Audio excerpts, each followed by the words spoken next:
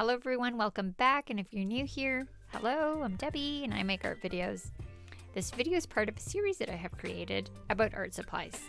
And my intention with the series is to give you information so that you make good decisions when you're heading to the art supply store or ordering online. This week's video is about pencils and other drawing tools. So let's get into it. The pencil guide. Baby, you give me ice and fire. So when it comes to pencils, these are some of my favorite formats. This is my ultimate favorite drawing pencil.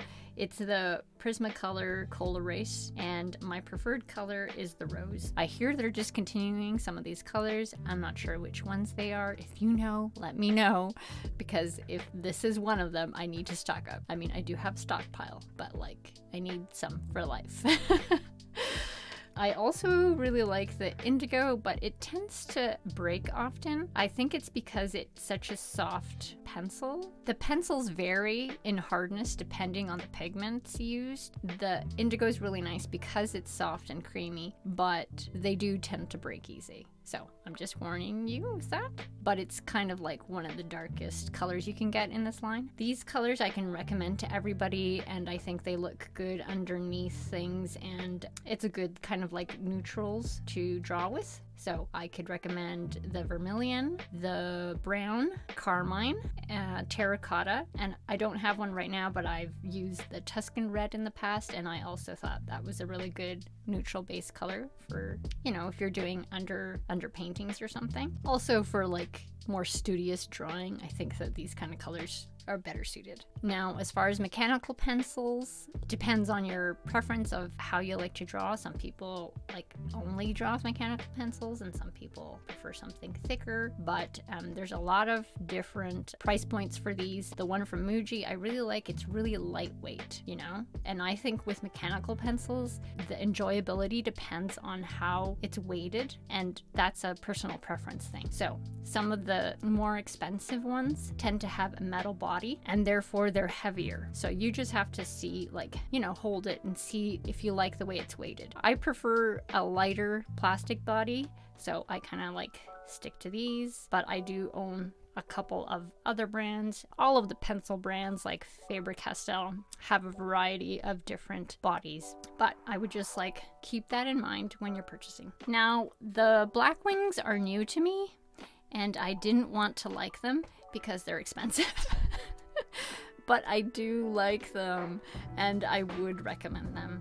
They're very fun to draw with. They just, like, there's a reason why they have a cult following. It's a very good tool. It's a soft lead, but not as smudgy as something that you would get at an art supply store. You can find these at art supply stores, but they're not labeled in the traditional manner. So you got a matte, and then you have like the pearl. Traditional drawing pencils are labeled with a number and a letter. So just in case you don't know, the B's are soft, the H's are hard, and the intensity is described by the number. So the higher the number in the B's, the softer it is, and also the darker the graphite will show up on the paper. Now, Blackwings aren't labeled in this fashion, but I would say that like the matte is something around like a 4B, maybe? And I just find it works really nice, and it also doesn't smudge as much as like your traditional pencil will. And that's something really nice. They are, however, quite pricey, so a lot of artists might not spend the money on themselves. So that's something that would make a nice gift for somebody else, or something to put on your Christmas list. Now, I also really enjoy drawing with pencil crayons. I don't use pencil crayons in a painted fashion. I should try it sometime, but I haven't ever done that really. I like to draw with pencil crayons, and I would recommend, if you're a pencil kind of person, to try out different pencil crayons, or colored pencils, I guess. That's what most people call it. Canadian over here.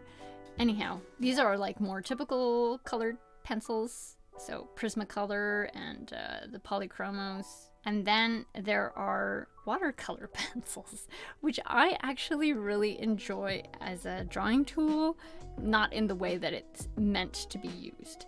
but I find them to be, depending on the brand, quite creamy. I could recommend these two brands. I do recommend that if you're having like a hard time with your art, or you're feeling stuck, to just try a different texture, you know?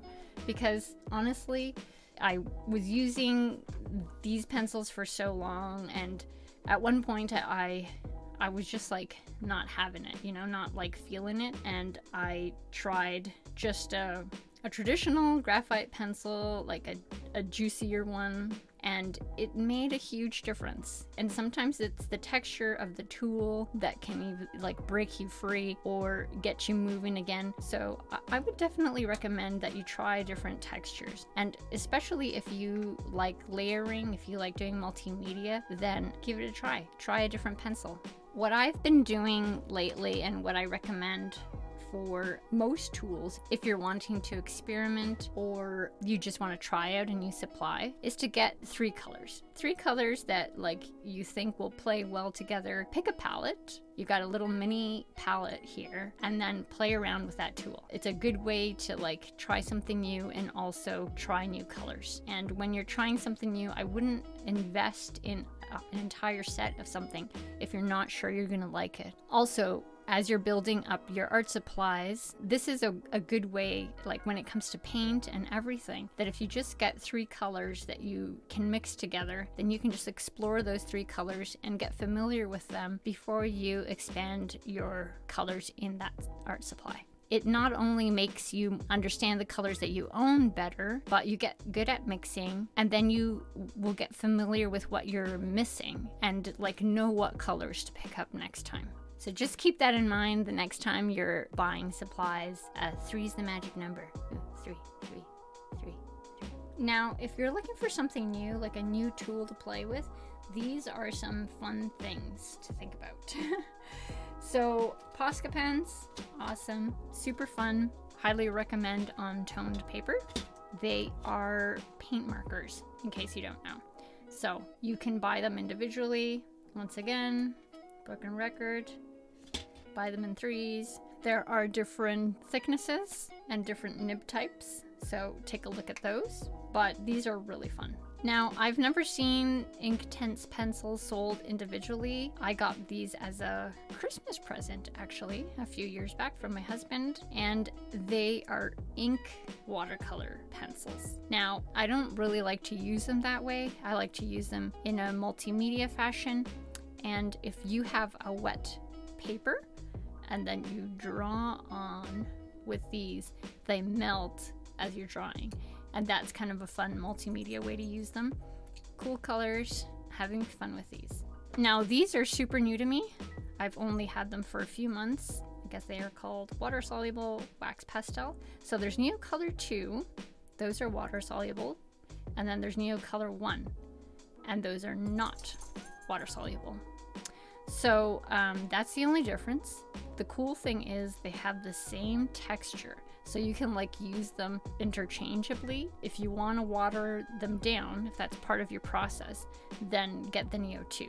They're very fun. Like, I thought it was going to be gimmicky because I saw a lot of artists buying these and using them, and I'm like, I don't know, I'll just try it for a video. And then I ended up liking it a lot. And did I make a video? I don't think I have yet. So that'll be coming up. Especially if you like multimedia. They're kind of like, they're just really smooth. They're really smooth, and you can get cool textures. And then the pigment, it's not like a watercolor pencil. If you bought watercolor pencils hoping to get the payoff, this is what you need. This is like what watercolor pencils want to be. It's the Neocolor. Well, that's it for this one, folks. I hope you found that informative, and I hope you maybe found out about a new tool that you didn't know about and something new to try in the future. And just a reminder, I really do think that trying a new texture is very helpful, especially when you're having an art block moment. So do check out the other videos in the series, and until the next one, keep drawing.